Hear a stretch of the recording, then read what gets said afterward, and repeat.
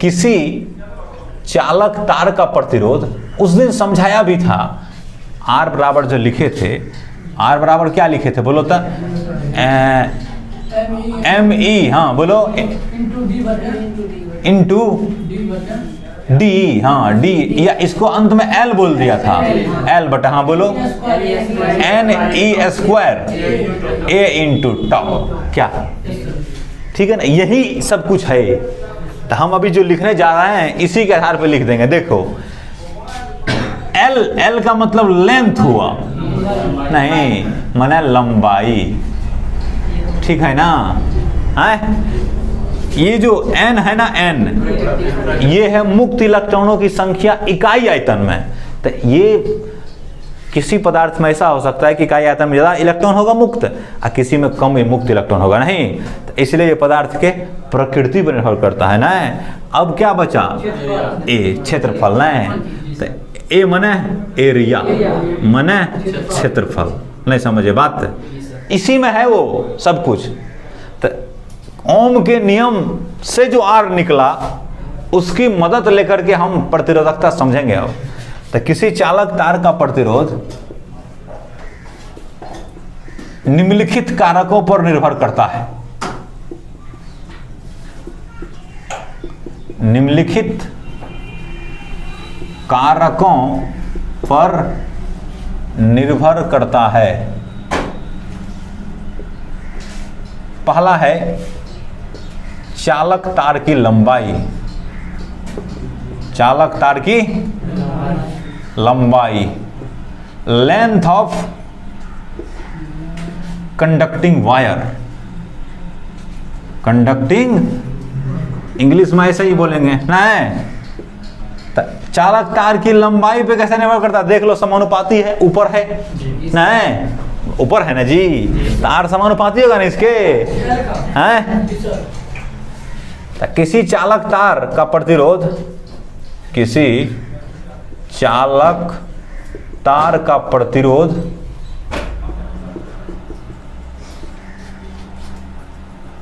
तार की लंबाई का सीधा समानुपाती होता है ना, सीधा समानुपाती होता है। अर्थात इसको क्या बोलेंगे, R समानुपात L ना, R समानुपाती है किसका, L का, नहीं, इसको फर्स्ट समीकरण मानेंगे। दूसरा नंबर में चालक तार के अनुप्रस्थ परिच्छेद क्षेत्रफल, याद है ना, ये याद होना चाहिए, अनुप्रस्थ परिच्छेद क्षेत्रफल ना। तो क्या लिखेगा, क्रॉस सेक्शनल एरिया, नहीं, cross sectional area of conducting wire.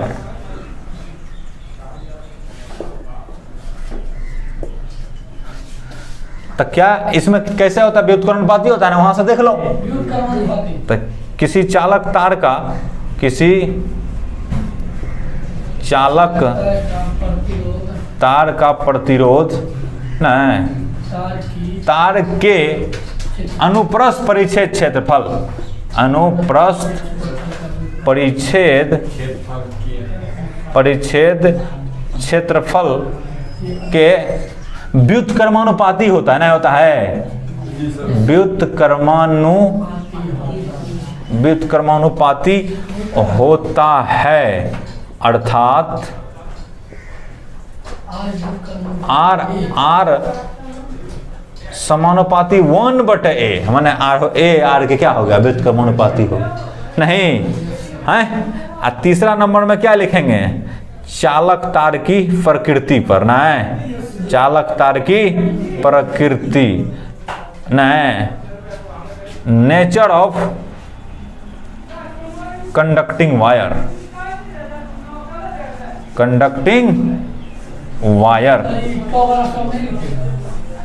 उसी सब के लिए है। ये मुख्य रूप से जो है ना L है और A है, M ही तो फिक्स हो गया, E तो फिक्स हो गया, N और टाउ के लिए है, टाउ तब अलग अलग अथी के लिए, अलग अलग चालक के लिए अलग अलग ट होगा, वही इसलिए लिखे हैं चालक तार की प्रकृति पर। नहीं तो किसी तार का प्रतिरोध, चालक तार का प्रतिरोध, चालक तार का प्रतिरोध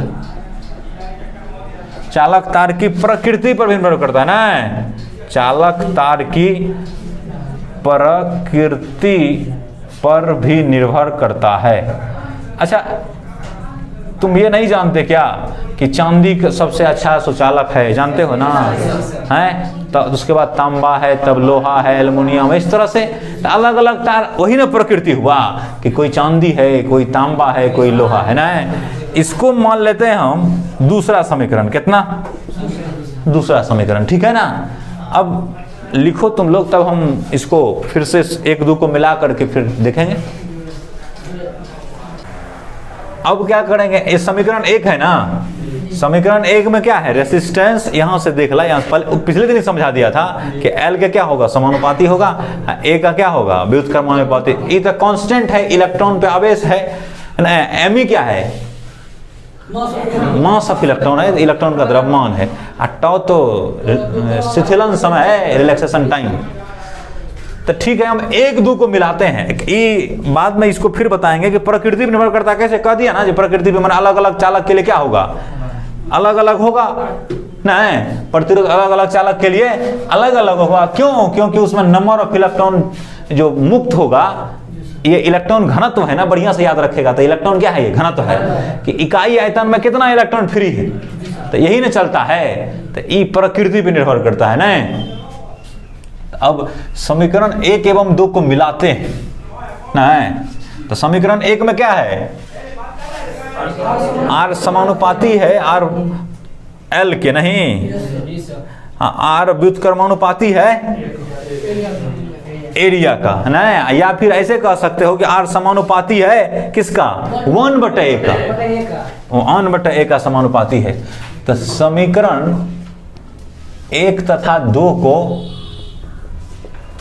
मिलाने पर नहीं तो क्या हो जाएगा, R समानुपाती L/A होगा। इसमें देखो ना, दोनों चीज आ गया, L के समानुपाती है, एक है व्युत्क्रमानुपाती। समानुपाती हटाएगा तो क्या लगाएगा, कांस्टेंट लगाएगा। तो यहाँ रो कांस्टेंट लगाते, क्या रो। ये हो गया L/A, ठीक है ना। क्या कांस्टेंट लगाया है समानुपाती हटा करके, रो। इसको क्या पढ़ते हैं, रो रो रो, ठीक है ना। इंग्लिश में RHO, रो, ठीक है। तो यहां लिखेंगे, यहां R एक समानुपातिक, R नहीं रो एक समानुपातिक स्थिरांक है या नियतांक है, कुछ भी कह सकते हो। समानुपातिक स्थिरांक है जिसे, इसी को प्रतिरोधकता कहा जाता है ना, इसी के, जिसे प्रतिरोधकता कहा जाता है, ठीक है। तो R एक रो एक समानुपातिक नियतांक, यही क्या है, प्रतिरोधकता है। तो अब यहां से देखो, हम रो निकालना चाहते हैं, हम अब रो का मात्रक लिखेंगे, प्रतिरोधकता हो गया। नहीं, ऐसा नहीं करेंगे। पहले अब इसको डिफाइन कर लेते हैं, किसको, रो को। माना L बराबर एक देखो, हम अभी कुछ नहीं कर रहे हैं, हम खाली एक लिख रहे हैं, एक यूनिट ले रहे हैं ना। एरिया बराबर भी कितना, एक। L बराबर 1 ले लिया, एरिया बराबर 1 ले लिया। ये होगा, अगर मीटर लेगा तो मीटर स्क्वायर हो जाएगा, cm लेगा तो क्या होगा, यहाँ cm स्क्वायर हो जाएगा एरिया में। यहाँ वही उसी तरह से अगर सेंटीमीटर लेगा तो 1 सेंटीमीटर, यहाँ ये क्या होगा 1 सेंटीमीटर स्क्वायर। यहाँ मीटर लेगा तो 1 मीटर होगा, यहाँ क्या होगा मीटर स्क्वायर होगा। नहीं तो R बराबर कितना हो जाएगा, तो रो इंटू 1 ना, अब बटे कितना 1 का स्क्वायर। नहीं ए ना है, नहीं एक ही है ऐसे। तो R बराबर कितना हो जाएगा, बोलो रो ना। तो रो माने प्रतिरोधकता, प्रतिरोध हो गया, R हो गया ना। कब, जब L बराबर 1 है और A बराबर 1 है ना। तो इसको ऐसे भी कहते हैं, प्रतिरोधकता का डिफिनेशन ऐसे दे सकते हैं, इकाई लंबाई